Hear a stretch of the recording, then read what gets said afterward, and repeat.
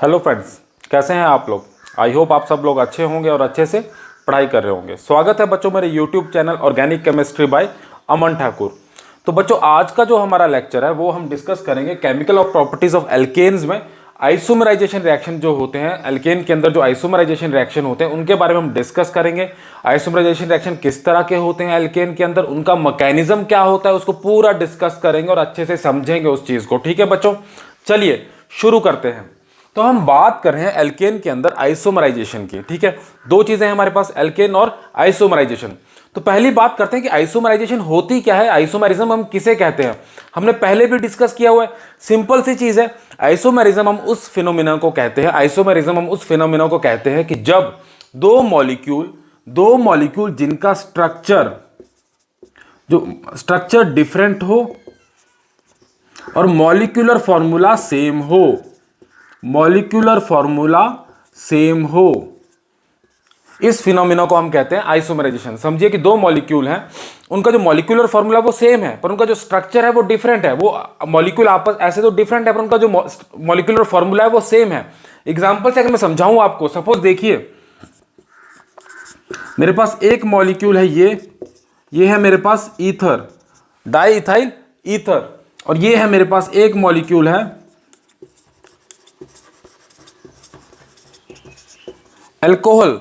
दोनों का जो मॉलिक्यूलर फॉर्मूला है वो सेम है, दोनों का मॉलिक्यूलर फॉर्मूला जो है वो सेम है, C4H10O। दोनों का ही मॉलिक्यूलर फॉर्मूला सेम है पर दोनों का स्ट्रक्चर अलग अलग है, एक ईथर है और एक अल्कोहल है।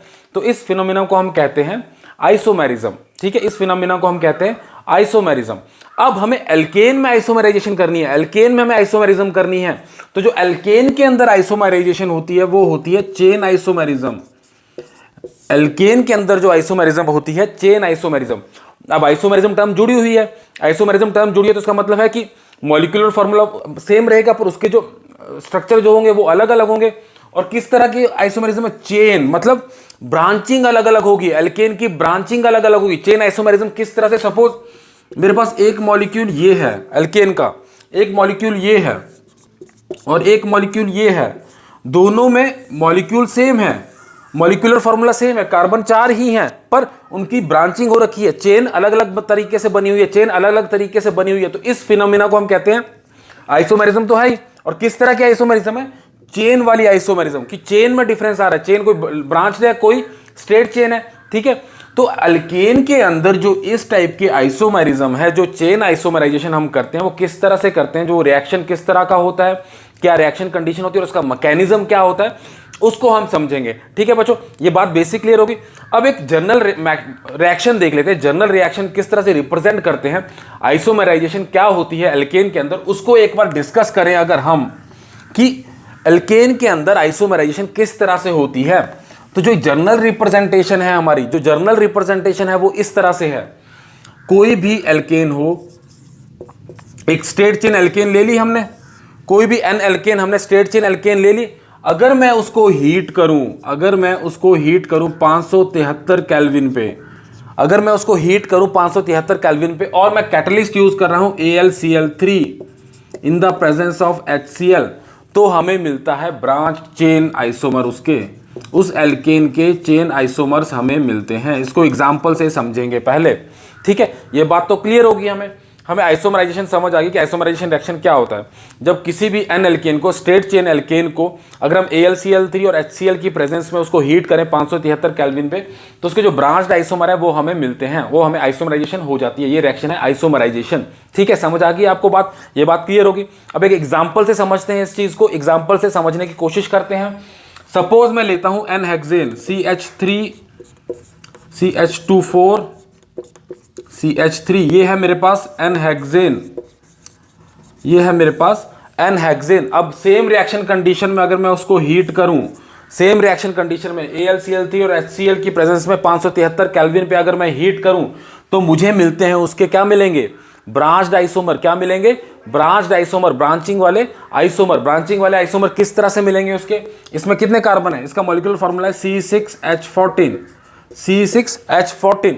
तो मुझे ऐसे ही मॉलिक्यूल चाहिए जिनका मॉलिक्यूलर फॉर्मूला तो C6H14 ही हो, पर वो ब्रांच फॉर्म में हो। चेन, ये तो स्ट्रेट चेन है, वो हमें ब्रांच चेन में मिले। तो हमें क्या क्या मिलता है?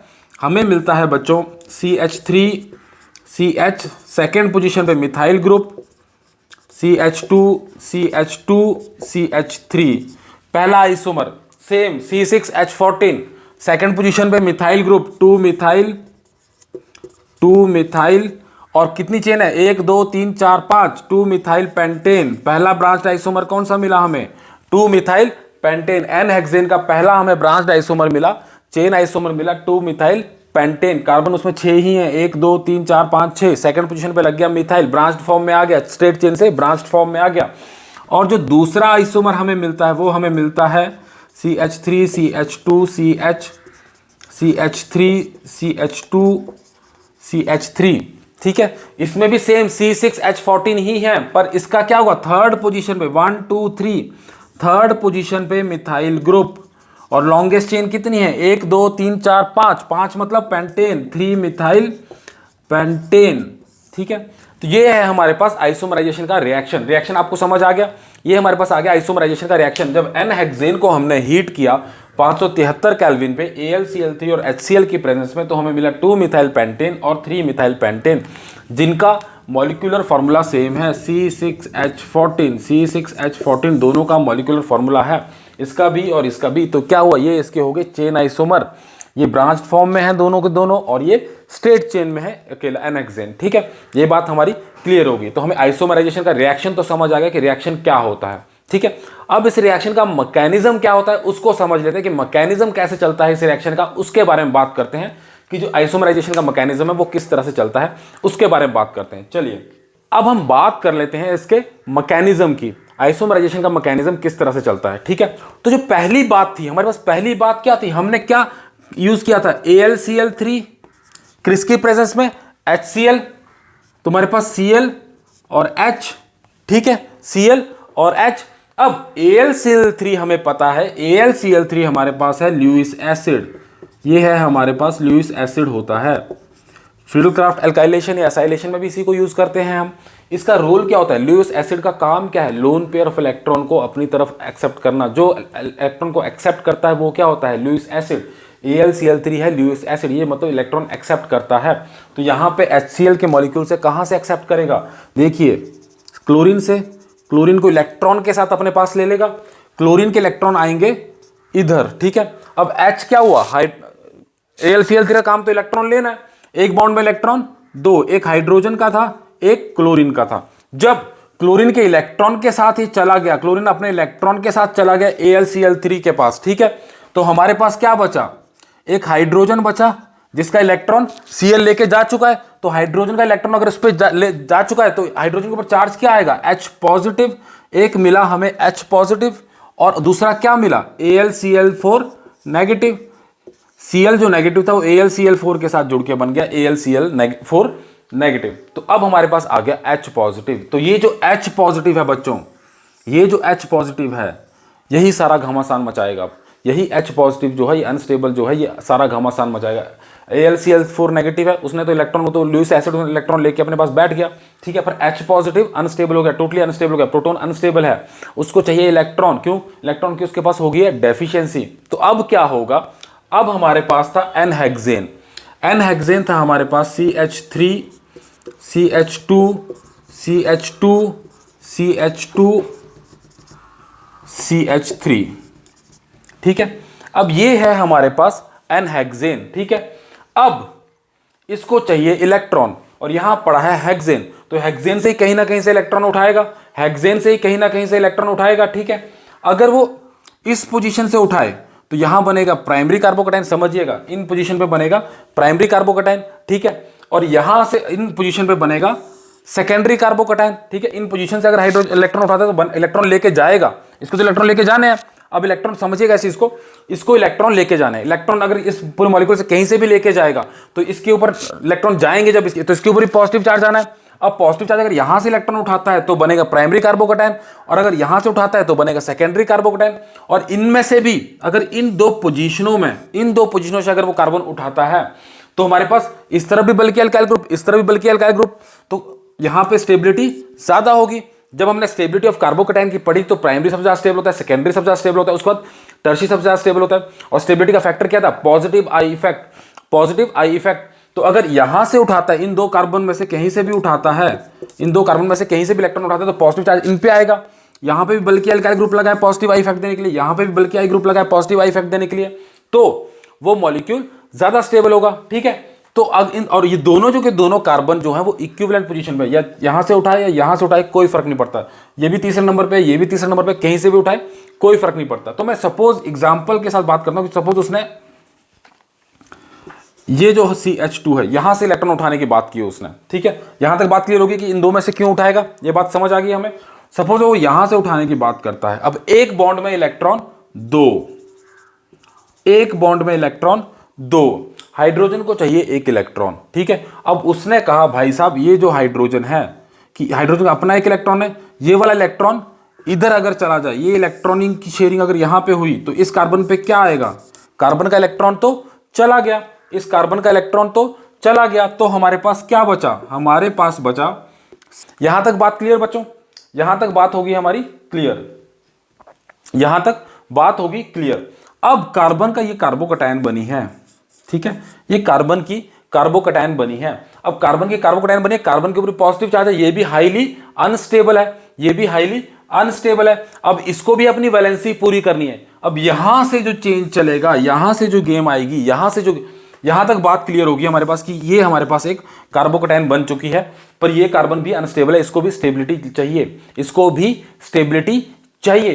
तो जो इसकी स्टेबिलिटी है, जो इसकी स्टेबिलिटी है, ये अपने आप को स्टेबल करने के लिए रीअरेंजमेंट करेगा। क्या करेगा बच्चों? रीअरेंजमेंट करेगा कि हां मेरी वैलेंसी भी पूरी हो जाए। समझिएगा इस चीज को कि ये भी रीअरेंजमेंट करेगा, ताकि जो कार्बन पर पॉजिटिव चार्ज तो रख नहीं सकता, वो अनस्टेबिलिटी दे रहा है उसको, इसको अपनी वैलेंसी पूरी करनी है। तो वैलेंसी कैसे पूरी करेगा? ये रीअरेंजमेंट से। और इसकी जो रीअरेंजमेंट होती है वो दो तरीके से करता है, एक 1,3 मिथाइल शिफ्ट और एक साइक्लोप्रोपेन मैकेनिज्म के थ्रू। ठीक है, तो कौन से दो तरीके हैं इसके? या तो ये 1 मिथाइल शिफ्ट पे जाएगा, एक एक बारी बारी डिस्कस करेंगे उनको, फिर आपको समझ आएगा। या तो ये करेगा मिथाइल शिफ्ट, मिथाइल शिफ्ट, या जाएगा साइक्लोप्रोपेन के मैकेनिज्म से। समझिएगा इस चीज को, एक एक को डिस्कस करेंगे, दोनों तरीके से कैसे वो रीअरेंजमेंट कर सकता है, एक एक चीज को समझेंगे। अभी आप सिर्फ इतनी सी बात समझिए, यहां तक बात क्लियर होगी। कार्बोकैटायन बन गया, H पॉजिटिव ने अपना वैलेंसी पूरी करनी, अटैक किया, यहाँ पे H2 बाहर निकल गया, H पॉजिटिव से कार्बोकैटायन बना।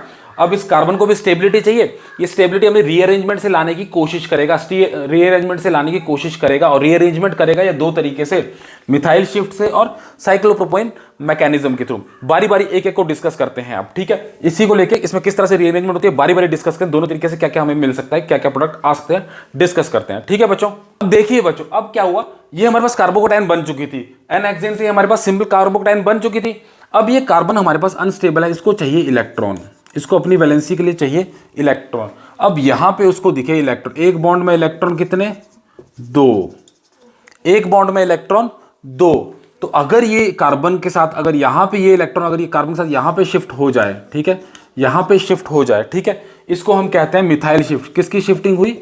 मिथाइल की शिफ्टिंग, मिथाइल शिफ्ट। ये कोशिश कर रहा है अपने आप को स्टेबल करने की, कोशिश कर रहा है अपने आप को स्टेबल करने की। तो यहां पे हो गया मिथाइल शिफ्ट। मिथाइल शिफ्ट होने से क्या हुआ?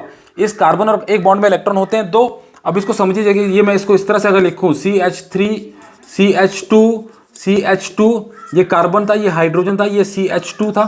ठीक है, अब ये जो CH3 था, इसका जो कार्बन था, ठीक है, इसका अपना एक इलेक्ट्रॉन था, और यहां से ये इस कार्बन से इलेक्ट्रॉन लेके इस कार्बन के पास इसने दिया, तो क्या हुआ? यहां पे बन गया बॉन्ड, ये हो गया हमारे पास CH3 और इस कार्बन के ऊपर आ गया पॉजिटिव चार्ज। ठीक है, ये एक रीअरेंजमेंट होगी इसमें, ये बात आपको समझ आ गई। ठीक है, अब क्या हुआ? अब क्या हुआ? अब भाई ये भी तो स्टेबल नहीं है, ये कार्बन पॉजिटिव ये भी तो स्टेबल नहीं है, इसको भी अपनी वैलेंसी पूरी करनी है। तो हमारे पास, हमें पता है रिएक्शन में एक हेक्सेन तो पड़ी हुई है, एन हेक्सेन तो हमारे पास पड़ी ही हुई है, एन हेक्सेन हमारे पास पड़ी हुई है। ठीक है, अब ये क्या करेगा? इसको भी तो बॉन्ड बनाना है, इसको भी तो अपनी स्टेबिलिटी पूरी करनी है। तो मैंने कहा था इन दो में से कहीं से भी वो इक्विवेलेंट पोजीशन पे कहीं से भी ले सकता है। सपोज अगर इसने यहां से, ये हाइड्रोजन था, ये हाइड्रोजन था, एक बॉन्ड में इलेक्ट्रॉन दो, एक बॉन्ड में इलेक्ट्रॉन 2, तो क्या हुआ, अगर ये अपने इलेक्ट्रॉन लेके हाइड्रोजन यहां चला गया, हाइड्राइड यहां चली गई, तो हमारे पास क्या बना प्रोडक्ट, हमारे पास क्या बना, हमारे पास प्रोडक्ट आया CH3 CH2 CH2 CH3 और CH3, ये है हमारे पास क्या है बच्चों, सेकेंड पोजीशन पे मिथाइल ग्रुप और 5 कार्बन 2 मिथाइल पेंटेन, जो हमारा एक प्रोडक्ट था 2 मिथाइल पेंटेन। यहां तक बात समझ में आ गई। और जब इससे हाइड्रोजन गया तो ये हमारे पास एक और कार्बोकेटायन बन गई, ठीक है, ये एक और कार्बोकेटायन बन गई हमारे पास, ठीक है, ये एक और कार्बोकेटायन बन गई, ये फर्दर रीअरेंजमेंट में जा सकती है, ये फर्दर रीअरेंजमेंट में जा सकती है। यहां तक बात क्लियर होगी। तो पहला प्रोडक्ट हमें मिथाइल शिफ्ट से मिल गया, मिथाइल शिफ्ट से हमें पहला प्रोडक्ट मिल गया। अब बात करते हैं, जो मैंने दूसरे मैकेनिज्म की बात की थी, साइक्लोप्रोपेन मैकेनिज्म किस तरह से चलता है और वहां से हमें दूसरा प्रोडक्ट किस तरह से मिलता है, उसके बारे में बात कर रहे हैं। आई होप अभी तक आपको समझ आया होगा, और अगर आपको लेक्चर सच में ही अच्छा लग रहा है तो लाइक और सब्सक्राइब जरूर करें मेरे मोटिवेशन के लिए, ताकि मैं और भी ऐसी वीडियो आपके लिए लाता रहूं, आपको अच्छे से ऑर्गेनिक केमिस्ट्री समझाता रहूं। ठीक है बच्चों, तो अब बात करते हैं सेकेंड मैकेनिज्म की, साइक्लोप्रोपेन से किस तरह से मैकेनिज्म चलता है उसके बारे में बात करते हैं।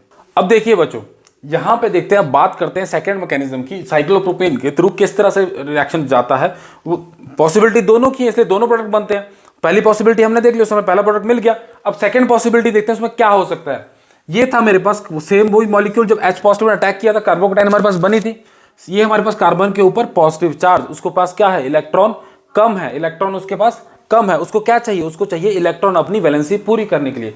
यहां पे उसको दिखा CH2 को अगर मैं लिख दूं इस तरह से, कोई फर्क नहीं पड़ता, ठीक है। अब एक बॉन्ड में इलेक्ट्रॉन 2, एक बॉन्ड में इलेक्ट्रॉन 2, इसको चाहिए इलेक्ट्रॉन शेयरिंग में, ठीक है। तो इस कार्बन से कहेगा भाई साहब मेरे साथ शेयरिंग कर लो, ठीक है।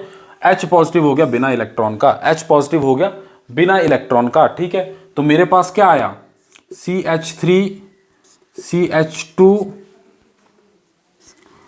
CH2 CH3, ठीक है। पर अब ये जो H था ये बिना इलेक्ट्रॉन का था, H पॉजिटिव बिना इलेक्ट्रॉन का H पॉजिटिव। अब ये भी अनस्टेबल है, इसको भी क्या चाहिए, इसको चाहिए इलेक्ट्रॉन, इसको भी क्या चाहिए, इलेक्ट्रॉन। यहां पे इसको दिख रहे हैं इलेक्ट्रॉन, यहां पे इसको दिख रहे हैं इलेक्ट्रॉन। अब ये कहेगा भाई साहब मेरे पास इलेक्ट्रॉन कम है, मेरे साथ कार्बन से कहेगा मेरे साथ इलेक्ट्रॉन कर लो शेयर, मेरे साथ इलेक्ट्रॉन कर लो शेयर, मेरे को मेरी वैलेंसी कर दो पूरी। तो अगर यहां से इलेक्ट्रॉन शिफ्ट हुए इधर, ठीक है, तो देखिए अब क्या बनेगा मेरे पास। अब सिमिलरली मेरे पास यहां पे हेक्सेन भी है, सिमिलरली इन दो पोजीशनों से हाइड्रोजन लिया जा सकता है, इन दो पोजीशनों से हाइड्रोजन लिया जा सकता है। सपोज अगर ये हाइड्रोजन है, ठीक है, ये कार्बन भी तो अनस्टेबल है, इसको भी तो वैलेंसी पूरी करनी है। अब यहां पे 2 इलेक्ट्रॉन, अगर इलेक्ट्रॉन चले गए यहां पे, इलेक्ट्रॉन चले गए यहां पे, तो क्या हुआ हमारे पास, हाइड्रोजन के साथ चला गया ये मॉलिक्यूल पूरा यहां पे, तो क्या बचा मेरे पास, ये वाला प्रोडक्ट क्या आया मेरे पास, ये वाला। इसको देखिए बच्चों, ये वाला क्या आया, बात समझ में आ गई।